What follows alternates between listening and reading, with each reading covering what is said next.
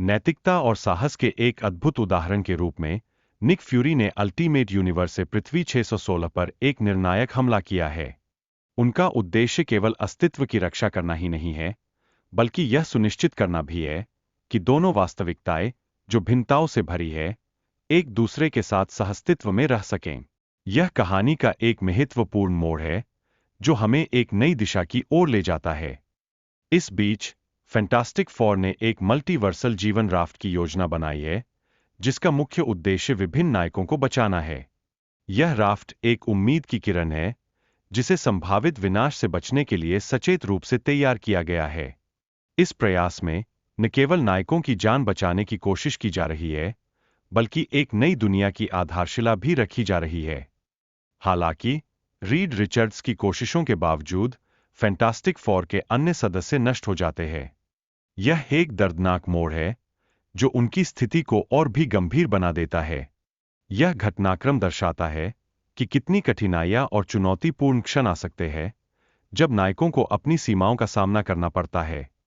Video में डॉ डूम की शक्ति और उसके साम्राज्य के नियंत्रण को गहराई से समझाया गया है।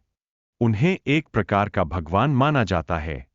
उनके नियंत्रण में एक अत्यंत शक्तिशाली साम्राज्य है, जो न केवल उनकी महत्ता को दर्शाता है, बल्कि उन पर निर्भरित लोगों की दुनिया का भी परिचय देता है। इसके साथ ही सिनिस्टर और अन्य खलनायकों के बीच की राजनीतिक साजिशों का खुलासा होता है। यह साम्राज्य के भीतर सत्ता संघर्ष का एक हिस्सा है, जो दर्शाता है कि न केवल नायकों के बीच, बल्कि बुराई के प्रतिनिधियों के बीच भी संघर्ष और प्रतिस्पर्धा जारी है। इस जटिलता में हर कोई अपने लाभ के लिए कुछ न कुछ तैयार कर रहा है। थॉर कोर और अन्य पात्रों के बीच की बातचीत में मुख्य घटनाओं का विकास होता है, जो कहानी के महत्वपूर्ण मोड़ को दर्शाता है। यह संवाद सिर्फ एक बातचीत नहीं है, बल्कि ऐसे महत्वपूर्ण निर्णयों का हिस्सा है, जो एक नए युग की शुरुआत कर सकते हैं। इन बातचीतों से न केवल पात्रों के बीच की बुनियाद और मजबूत होती है, बल्कि हमें उनके विभिन्न दृष्टिकोणों का भी पता चलता है। थॉर कोर का कार्य बैटल वर्ल्ड में पुलिस बल के रूप में कार्य करना है। इसमें विभिन्न वैकल्पिक थॉर्स शामिल हैं, जो शक्तियों का एक अद्भुत प्रदर्शन करते हैं। यह न केवल न्याय के लिए उनकी प्रतिबद्धता को दर्शाता है, बल्कि यह भी दिखाता है कि कैसे वे अपनी शक्तियों का उपयोग दूसरे नायकों की रक्षा के लिए करते हैं। बैटल वर्ल्ड का निर्माण कैसे हुआ, यह डॉ डूम और डॉ स्ट्रेंज के बीच की बातचीत में स्पष्ट होता है। यह एक नई दुनिया के रूप में उभरता है, जिसमें मौलिक चिंताएं और उद्देश्य है। यह बातचीत हमें यह समझने में मदद करती है कि कैसे एक विचार से कई परिणाम उत्पन्न हो सकते हैं, जो अंततः एक नई दिशा में ले जाते हैं। कैबाल और थॉर कोर के बीच का टकराव दर्शाता है कि थानोस को हराने के लिए बहुत से थॉर कोर सदस्यों की जान जाएगी। यह एक भयावह सच्चाई है, जो हमें बताती है कि इस संघर्ष में कितनी बड़ी कीमत चुकानी पड़ सकती है। यहां न केवल युद्ध की भयानकता है, बल्कि नायकों के साहस की भी कहानी छिपी हुई है। डॉक्टर स्ट्रेंज और उसके सहयोगियों की उपस्थिति से युद्ध भूमि में स्थिति और भी जटिल हो जाती है। यह उनकी महत्ता को दर्शाता है और दिखाता है कि कैसे एक ही उद्देश्य के लिए विभिन्न शक्तियों का समन्वय आवश्यक है। डूम की शक्ति की वास्तविकता अब हर किसी के सामने आ रही है, जो निश्चित रूप से सभी नायकों के लिए चुनौती बन गई है। डॉक्टर स्ट्रेंज की मृत्यु के बाद फ्रैंकलिन रिचर्ड्स का प्रतिशोध का इरादा यह दर्शाता है कि संघर्ष अभी खत्म नहीं हुआ है। यह एक नई ऊर्जा और संकल्प का प्रतीक है, जो बताता है कि नायकों के बीच की लड़ाई कितनी ज्वलंत है। फ्रैंकलिन का यह इरादा दर्शाता है कि हर संघर्ष के बाद भी उम्मीद और प्रतिरोध की एक नई लहर उठती है। मॉलिक्यूल मैन ओवेन रीसे की जीवित रहने की स्थिति और उसकी शक्ति की संभावनाएं कहानी में एक महत्वपूर्ण मोड़ लाती है। यह विवरण हमें यह सोचने पर मजबूर करता है कि कैसे एक व्यक्ति की शक्ति पूरी कहानी को बदल सकती है। यहाँ ओवेन की शक्ति एक ऐसी कुंजी बन जाती है, जो नए रहस्यों और संभावनाओं को उजागर कर सकती है। बैटल वर्ल्ड पर मौजूद सभी वास्तविकताएं डॉ डूम द्वारा बेयोंदर्स की शक्ति से बनाई गई है। यह शक्ति अन्य सुपरहीरो के लिए एक चुनौती बन गई है, जो दर्शाती है कि किस प्रकार मूलभूत स्तर पर चीजें निर्धारित हो जाती है। यह तत्व संवाद और संघर्ष का एक नया पहलू प्रस्तुत करता है, जो हमें बताता है कि हर युग में शक्ति का स्वरूप कैसे बदलता है। डॉ स्ट्रेंज की मृत्यु और उसके प्रभाव का उल्लेख किया गया है।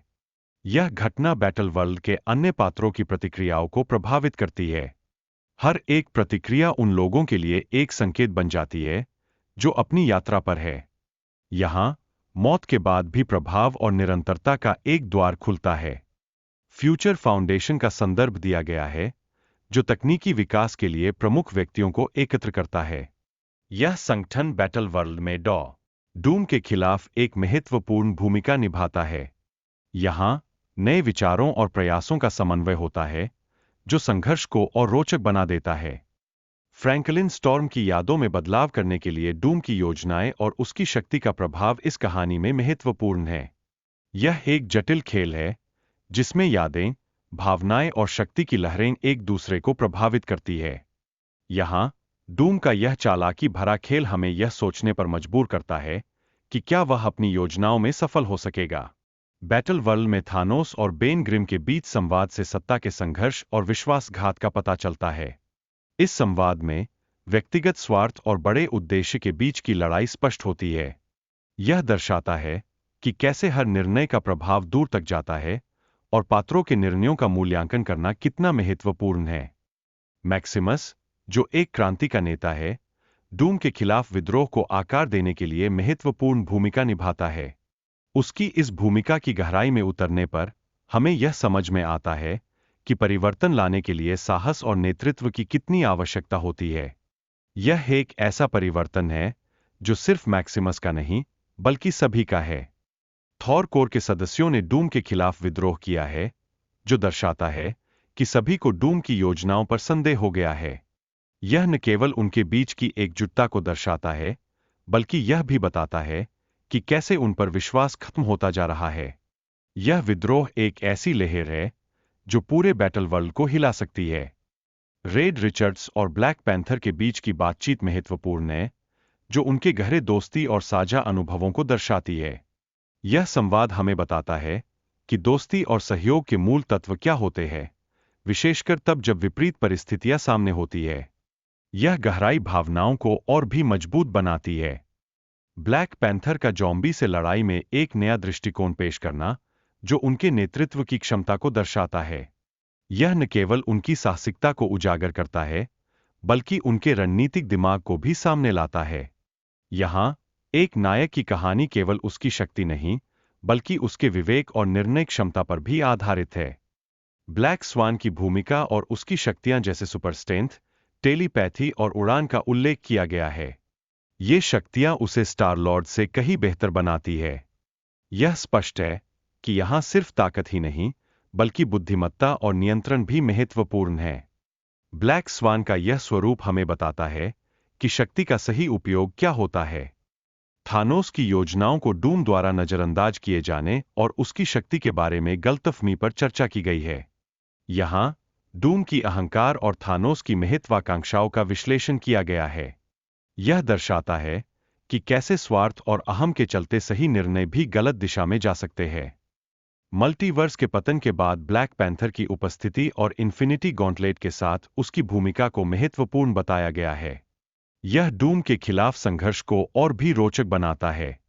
यहाँ ब्लैक पैंथर का अस्तित्व एक प्रकार की नई आशा के रूप में उभरता है, जो सभी नायकों को प्रेरित करने का काम करता है। रीड की योजना है कि वह अपने समकक्ष को समाप्त करे और इसे अपनी शक्ति के माध्यम से नियंत्रित करे। यह संघर्ष समय यात्रा की अवधारणा से भी जुड़ा है। यहाँ रीड की योजनाएं शक्तिशाली और जटिल होती जा रही है, क्योंकि वह जानता है कि हर कदम का परिणाम कितना महत्वपूर्ण हो सकता है। डूम की शक्ति और उसके कार्यों का प्रभाव दिखाया गया है, जो उसे अपने परिवार को बचाने में असफल बनाता है। यह उसके मानसिक संघर्ष को भी उजागर करता है। यहाँ डूम की यात्रा केवल एक नायक ही नहीं, बल्कि एक ऐसे व्यक्ति की है जो अपने कार्यों के परिणामों का सामना कर रहा है। रीड और डूम के बीच की लड़ाई में रीड का यह विश्वास है कि वह बेहतर दुनिया बना सकता है। यह उनके मतभेदों को और गहरा करता है। अंततः यह संघर्ष केवल एक बाहरी युद्ध नहीं है, बल्कि यह एक आंतरिक परीक्षण भी है, जिसमें हर कोई अपनी पहचान और सिद्धांतों का सामना कर रहा है।